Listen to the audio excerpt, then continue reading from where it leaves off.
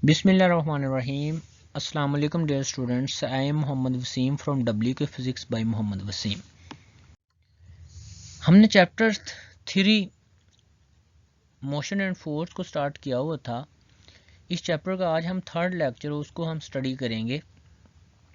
आज का लेक्चर जो है हमारा बहुत ही इम्पोर्टेंट है। आज का लेक्चर वॉच करने के बाद हम इस काबिल हो जाएंगे कि हमें न्यूटन्स लॉज ऑफ मोशन जो है वो अपनी आंखों से नज़र आएंगे, और इस लेक्चर को वॉच करने के बाद हम इस काबिल भी हो जाएंगे कि हमें पता चलेगा कि न्यूटन का कौन सा लॉ कहाँ अप्लाई होता है। और एग्जाम्स पॉइंट ऑफ व्यू से अगर हम बात करें तो आज का हमारा जो लेक्चर है ये शॉर्ट क्वेश्चन और MCQs के तौर पर बहुत ही अहम है। आज के लेक्चर में हम स्टडी करेंगे इक्वेशन ऑफ मोशन, हरकत की मसावातें क्या हैं, ग्रेविटेशनल एक्सेलरेशन क्या है, न्यूटन्स लॉज ऑफ मोशन क्या है। न्यूटन्स लॉज ऑफ मोशन हमारे पास 3 है। इन तीनों लॉज को हम स्टेप बाय स्टेप डिस्कस करेंगे। सबसे पहले हम डिस्कस करेंगे Newton's first law of motion को, सेकंड हम Newton's second law of motion को, और एट द एंड हम Newton's third law of motion को स्टडी करेंगे। सबसे पहले हम review of equation of motion, हम हरकत की मसावातों को रिव्यू कर लेते हैं। ये हरकत की मसावातें जो हैं हमने school physics, it means that कि हमने मैट्रिक 9th क्लास में इन इक्वेशन को हमने ड्राइव किया था। ये इक्वेशन जो है ऐसे ऑब्जेक्ट जो स्ट्रेट लाइन कांस्टेंट एक्सेलरेशन से मूव करते हैं, उनके जो न्यूमेरिकल प्रॉब्लम है उनको सॉल्व करने के लिए बहुत ही इंपॉर्टेंट इक्वेशन है। कांस्टेंट एक्सेलरेशन से क्या मुराद है? अगर कोई बॉडी जो है वो 20 मीटर पर सेकंड स्केयर के एक्सेलरेशन से मूव कर रही है तो उसे उसी एक्सेलरेशन से मूव करना चाहिए। अगर कोई बॉडी जो है वो 30 मीटर पर सेकंड स्केयर एक्सेलरेशन से मूव कर रही है तो वो उसी एक्सेलरेशन से मूव करती रहे। अगर कोई बॉडी जो है वो 40 मीटर पर सेकंड स्केयर के एक्सेलरेशन से मूव कर रही है तो उसी एक्सेलरेशन से मूव करती रहे। अगर कोई बॉडी जो है वो 50 मीटर पर सेकंड स्केयर के एक्सेलरेशन से मूव कर रही है तो वो उसी एक्सेलरेशन से ही मूव करती रहे। तो ये जो एक्सेलरेशन है ये हमारे पास कांस्टेंट एक्सेलरेशन होता है। और स्ट्रेट लाइन मोशन से क्या मुराद है कि ऐसी बॉडी या ऐसे ऑब्जेक्ट जो स्ट्रेट लाइन मूव कर रहे होते हैं उनकी जो मोशन होती है वो स्ट्रेट लाइन मोशन या लीनियर मोशन कहलाती है। सबसे पहले हम देखेंगे what is first equation of motion. First equation of motion is v is equal to u plus at। Second equation of motion s is equal to ut plus 1 over 2 at square। And third equation of motion 2as is equal to v square minus u square। Where यहाँ हमारे पास u जो है ये इब्तदाई velocity है, initial velocity है। v हमारे पास final velocity है, इट मींस दैट कि आखिरी वेलोसिटी है। s is displacement, a is acceleration and t is time. अब हम देखेंगे कि हमारे पास ग्रेविटेशनल एक्सेलरेशन क्या है। ग्रेविटेशनल एक्सेलरेशन को समझने के लिए हम इस डायग्राम की तरफ मूव करते हैं। इस डायग्राम में एक एग्जांपल दी गई है कि एक शख्स जो है वो पहाड़ की चोटी पर मौजूद है और उसके पास एक बॉक्स है। उस बॉक्स में उसने बहुत सारी जो बॉल हैं वो रखी हुई हैं। वो क्या काम करता है, वो उस बॉक्स में से एक बॉल उठाता है और ज़मीन की तरफ फॉल करवा देता है। जो बॉल वो सबसे पहले फॉल करवाएगा वो ज़मीन पर सबसे पहले पहुंचेगी। अब वो दूसरी बॉल को उठाता है बॉक्स में से, ज़मीन की तरफ फॉल करवा देता है, ये सेकंड टाइम पहुंचेगी। इस तरह से थर्ड बॉल को ज़मीन पर फेंकेगा, ये दूसरी बॉल के बाद पहुंचेगी। इस तरह से फोर्थ बॉल जो है तीसरी बॉल के बाद पहुंचेगी। इस तरह से वो फिफ्थ बॉल जो फेंकेगा वो फोर्थ बॉल के बाद ज़मीन पर पहुंचेगी। ये तब है जब हमारे पास एयर रेजिस्टेंस मौजूद है। अगर हम एयर रेजिस्टेंस को निगलेक्ट कर दें और उस बॉक्स में जितनी भी बॉल हैं उन बॉल को हम सेम टाइम ज़मीन की तरफ फॉल करवाएं तो मैं आपसे ये क्वेश्चन करूंगा कि उन सभी बॉल्स में से कौन सी बॉल सबसे पहले ज़मीन पर पहुंचेगी। तो आप आंसर देने में थोड़ा सा कंफ्यूज हो जाएंगे। जब हमने एयर रेजिस्टेंस को निगलेक्ट कर दिया है, इट मीन्स दैट कि जब हमने एयर फ्रिक्शन को निगलेक्ट कर दिया है तो जितनी भी बॉल्स उसने फेंकी हैं वो तमाम की तमाम बॉल जो है ज़मीन की ग्रेविटी की वजह से एक ही एक्सेलरेशन से ज़मीन पर पहुंचेंगी। और सेम टाइम फेंकेंगे हैं तो वो सेम टाइम ज़मीन पर आकर टकराएंगे।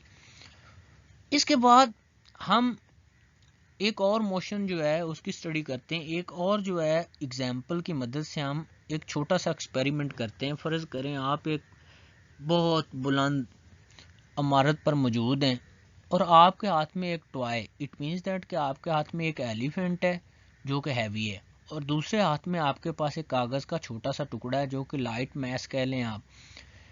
इन दोनों बॉडी को आप एक ही वक्त अपने हाथ से फॉल करवाते हैं ज़मीन की जानब। तो मेरा आपसे एक क्वेश्चन है कि इन दोनों में से कौन सी बॉडी जो है ज़मीन पर सबसे पहले पहुंचेगी। तो आप कहेंगे सर ये जो एलिफेंट है ज़मीन पर सबसे पहले पहुंचेगा। मैं अगर आपसे ये पूछूं कि ये एलिफेंट ही ज़मीन पर सबसे पहले पहुंचा है, ये कागज़ का टुकड़ा ज़मीन पर पहले क्यों नहीं पहुंचा, तो आप कहेंगे कि सर इस एलिफेंट जो है इसका मैस ज़्यादा है इसलिए इस ज़मीन पर सबसे पहले पहुंचा, और ये जो कागज़ का टुकड़ा है इसका मैस कम है, एयर रेजिस्टेंस जो है इस पर ज़्यादा असरअंदाज होती है, इसलिए ये देर से ज़मीन पर पहुंचेगा। अब अगर मैं एयर रेजिस्टेंस को रिमूव कर दूं, नज़रअंदाज कर दूं, इट मीन्स दैट कि मेरे पास जो एयर फ्रिक्शन है उसको अगर मैं निगलेक्ट कर दूं, अब मैं दोनों जो बॉडीज़ हैं एलिफेंट और कागज़ का टुकड़ा, इन दोनों को अपने हाथ से सेम टाइम ज़मीन की जानब फॉल करवाऊं, तो अब मैं अगर आपसे क्वेश्चन पूछूं कि इन दोनों में से कौन सी चीज़ पहले ज़मीन पर पहुंचेगी, तो आप में से हो सकता है कुछ बच्चे जो वो अब भी यही कहें कि जो हमारे पास एलिफेंट है ये सबसे पहले पहुंचेगा। ऐसा हरगिज़ नहीं है। ऐसा इसलिए नहीं है क्योंकि हमने जब एयर रेजिस्टेंस को रिमूव कर दिया है, निगलेक्ट कर दिया है, और सेम टाइम हमने दोनों बॉडीज़ को ज़मीन की जानब फेंका है, तो ये दोनों बॉडी जो हैं ज़मीन की ग्रेविटी की वजह से कांस्टेंट एक्सेलरेशन से मूव करती हुई सेम टाइम ज़मीन पर पहुंचेंगी। इन दोनों बॉडीज़ का एक्सेलरेशन जो है वो कांस्टेंट है और ये दोनों जो है एक ही एक्सेलरेशन से मूव कर रही हैं। ये जो कांस्टेंट एक्सेलरेशन है ज़मीन की ग्रेविटी की वजह से, इसी कांस्टेंट एक्सेलरेशन को हम ग्रेविटेशनल एक्सेलरेशन कहते हैं, और इस ग्रेविटेशनल एक्सेलरेशन को हम स्मॉल जी से डिनोट करते हैं, और इसकी जो वैल्यू है सतह ज़मीन पर वो 9.8 मीटर पर सेकंड स्क्वायर है। सो अब हम ग्रेविटेशनल एक्सेलरेशन जो है उसको डिफाइन करेंगे। The acceleration due to gravity is called gravitational acceleration. ज़मीन की ग्रेविटी की वजह से जो एक्सेलरेशन होता है हमारे पास, इसको हम ग्रेविटेशनल एक्सेलरेशन कहते हैं। The acceleration due to gravity denoted by G. ज़मीन की ग्रेविटी की वजह से जो एक्सेलरेशन है इसको हम स्मॉल जी से डिनोट करते हैं। The value of ji eight mean C level is 9.8 metre पर सेकंड। जी की जो वैल्यू है हमारे पास वो 9.8 मीटर पर सेकंड स्क्वायर है। आज का जो हमारा सबसे अहम हिस्सा है इस लेक्चर का वो है Newton's laws of motion. Newton's laws of motion जो है सर आइजैक न्यूटन ने पेश किए। ये लॉज जो है ये एम्पिरिकल लॉज है। एम्पिरिकल लॉज से क्या मुराद है? एम्पिरिकल लॉज से मुराद है कि ऐसे लॉज जो एक्सपेरिमेंटल डिड्यूस किए गए हों। इसका मतलब है कि न्यूटन के जो तीनों लॉज हैं ये एक्सपेरिमेंट के बाद डिड्यूस किए गए हैं। इसका मतलब है ये एक्सपेरिमेंटल लॉज हैं। और न्यूटन ने अपनी बहुत ही मशहूर बुक प्रिंसिपिया उसमें 1687 में इनको स्टेट किया। और न्यूटन्स के लॉ जो हैं ये किस ऑब्जेक्ट पे एप्लीकेबल हैं और किस ऑब्जेक्ट पे एप्लीकेबल नहीं है। ये ऐसे ऑब्जेक्ट जिनकी स्पीड ऑफ लाइट से लो होती है, इट मीन्स दैट कि ऐसे ऑब्जेक्ट जो स्पीड ऑफ लाइट से कम स्पीड से मूव करते हैं उन पर ये एप्लीकेबल है। जबकि ऐसे ऑब्जेक्ट जो स्पीड ऑफ लाइट से मूव करते हैं, मतलब कि जितनी स्पीड ऑफ लाइट है उतनी स्पीड से मूव करते हैं, उन ऑब्जेक्ट पर ये न्यूटन्स के तीनों लॉ एप्लीकेबल नहीं है। अगर उन ऑब्जेक्ट पर न्यूटन के लॉ एप्लीकेबल नहीं है तो फिर कौन से लॉज एप्लीकेबल हैं? इसका मतलब है कि वहाँ न्यूटन मैकेनिक्स एप्लीकेबल नहीं है, वहाँ रिलेटिविस्टिक मैकेनिक्स एप्लीकेबल है जो सर अल्बर्ट आइंस्टाइन ने पेश की थी। सबसे पहले हम Newton's first law of motion को स्टडी कर रहे हैं कि what is Newton first law of motion. Newton first law of motion को स्टडी करने से पहले हम इस डायग्राम की जानिब बढ़ते हैं। इस डायग्राम में आपको एक फुटबॉल जो नज़र आ रहा है जो कि एक रेस्ट पोजीशन में पड़ा हुआ है। आप जो इस बॉल को देखते हैं कि ये रेस्ट में पड़ा है, दूसरे दिन बाद आप आके देखते हैं रेस्ट में पड़ा है, तीसरे दिन बाद आप आके देखते हैं रेस्ट में पड़ा है। इसका मतलब है कि अगर कोई बॉडी जो है वो रेस्ट में है तो वो रेस्ट में ही पड़ी रहेगी। कब तक? जब तक उस पर कोई बैरोनी फोर्स या एक्सटर्नल फोर्स अमल ना करे, तब तक वो बॉडी जो है रेस्ट में है तो रेस्ट में ही पड़े रहेगी। और अब जब इस पर आप अपने एक पाँव के जरिए किक लगाते हैं, किक का मतलब है कि आपने फोर्स लगाई। जब आप इस पर फोर्स लगाएंगे तो ये बॉडी मोशन में है। सो जब को बॉडी मोशन में है तो वो मोशन में ही रहेगी। कब तक? जब तक इस पर कोई एक्सटर्नल फोर्स अमल ना करे। सो जब इस पर कोई एक्सटर्नल फोर्स अमल करेगी तो मोशन करती हुई बॉडी जो है वो रुक जाएगी। जिस तरह से आप फुटबॉल को किक लगाते हैं तो ज़मीन की जो फ्रिक्शन फोर्स है, उस फ्रिक्शन फोर्स की वजह से ये फुटबॉल जो है वक्त के साथ मूव करता हुआ रुक जाता है। अगर ज़मीन की फ्रिक्शन जो है उसको हम निगलेक्ट कर दें तो ये बॉडी जो है मोशन में है तो मोशन में ही रहेगी। और यहाँ पर ये फुटबॉल अगर रेस्ट में पड़ा है तो रेस्ट में ही पड़ा रहेगा। इससे क्या मुराद है? इससे मुराद ये है कि अगर कोई बॉडी जो है वो रेस्ट में है तो रेस्ट में ही रहेगी। अगर कोई बॉडी जो है वो मोशन में है तो वो मोशन में ही रहेगी। कब तक? जब तक उस पर कोई एक्सटर्नल फोर्स अमल ना करे। और न्यूटन का जो पहला लॉ है वो यही है। अब हम Newton first law of motion को डिफाइन करेंगे। A body at rest will remain at rest and a body moving with uniform velocity will continue to do so. It means that कि एक जो बॉडी रेस्ट में है वो rest में ही रहेगी। अगर कोई बॉडी जो है वो यूनिफॉर्म मोशन या यूनिफॉर्म वेलोसिटी से मूव कर रही है तो वो यूनिफॉर्म वेलोसिटी से ही मूव करती रहेगी unless acted upon by some unbalanced external force। तब तक कोई बॉडी रेस्ट में रह सकती है और कोई बॉडी यूनिफॉर्म मोशन में हरकत कर सकती है जब तक उस पर कोई एक्सटर्नल फोर्स अमल ना करे। This is the Newton's first law of motion. Now we will discuss about inertia. What is inertia? Newton's first law of motion को हम लॉ ऑफ इनर्शिया भी कहते हैं। इनर्शिया क्या चीज़ है? इनर्शिया किसी बॉडी की जिद है। किसी बॉडी की जिद से क्या मुराद है कि अगर कोई बॉडी जो है वो रेस्ट में पड़ी है तो वो चाहती है कि मैं रेस्ट में ही पड़ी रहूं। अगर कोई बॉडी मोशन में है तो वो बॉडी चाहती है कि मैं मोशन में ही रहूं। तो इसके लिए हम एक एक्सपेरिमेंट करते हैं। हमने एक गिलास ले लिया, इस गिलास के ऊपर हमने एक कार्डबोर्ड रखा, इस कार्डबोर्ड के ऊपर हमने एक क्वीन रखी और अब हमने क्या काम किया कि इस कार्डबोर्ड को क्वीन के नीचे से खींच लिया है। जैसे ही हम इस कार्डबोर्ड को क्वीन के नीचे से खींचेंगे, चूंकि क्वीन जो है इस कार्डबोर्ड पर रेस्ट में था तो वो चाहता है कि मैं रेस्ट में ही रहूं। सो जैसे ही हम इस कार्डबोर्ड को इस क्वीन के नीचे से खींचेंगे तो ये क्वीन जो है ग्लास में गिरेगा। ग्लास में इसलिए गिरा है क्योंकि क्वीन रेस्ट में था तो वो चाहता था कि मैं रेस्ट में ही रहूं। इसीलिए कार्डबोर्ड को खींचने के बाद वो फौरन जिस स्टेट पे था उसी स्टेट के जरिए वो नीचे ग्लास में गिरा।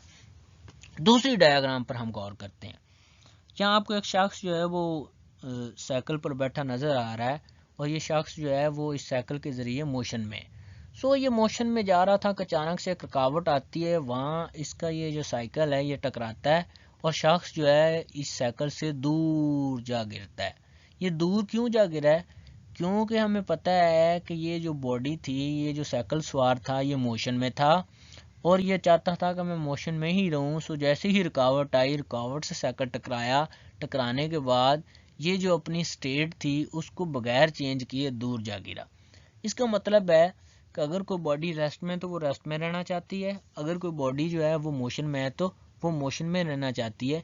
ये बॉडी की जिद है या बॉडी की खसियत है। बॉडी की ये जो खसियत है इसे हम इनर्शिया कहते हैं। इनर्शिया को हम इस तरह से डिफाइन कर सकते हैं, the property of an object tending to maintain the state of rest or state of uniform motion is called inertia। so किसी बॉडी की वो जिद या वो खसियत जिसकी वजह से वो जिस स्टेट में पड़ी है उसी स्टेट जिस स्टेट में पड़ी है या जिस स्टेट में जा रही है उसी स्टेट में ही रहना चाहती है, इसको हम इनर्शिया कहते हैं। इनर्शिया जो है ये क्या चीज़ है? The mass of the object is a quantitative measure of its inertia। इसका क्या मतलब है? इसका मतलब यह है कि अगर हमारे पास हैवी ऑब्जेक्ट है तो जो हैवी ऑब्जेक्ट है उसका मैस ज़्यादा है तो उसका इनर्शिया भी ज़्यादा होगा।